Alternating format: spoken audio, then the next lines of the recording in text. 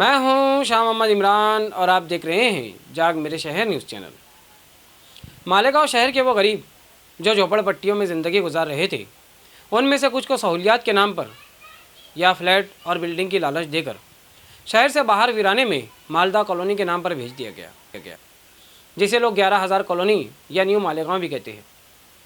लोग यहाँ ज़िंदगी तो गुजार रहे हैं, मगर क्या वाकई में लोग यहाँ महफूज हैं?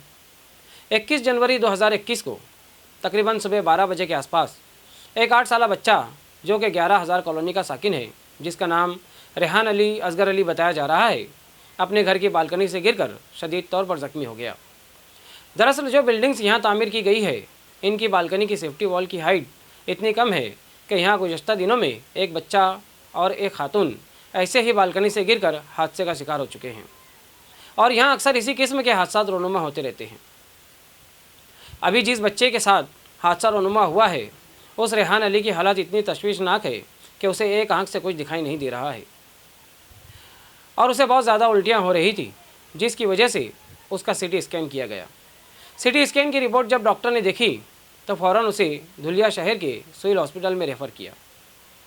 मगर मालेगांव शहर के सोशल वर्कर जिन्होंने हमें ये सारी मालूमात फराहम की है, जिनका नाम शेख शफीक एंटी करप्शन है, इन्होंने अपने साथी की मदद से औरंगाबाद के घाटी हॉस्पिटल में रेहान अली को एडमिट करवाया, जहां रेहान अली का इलाज जारी है।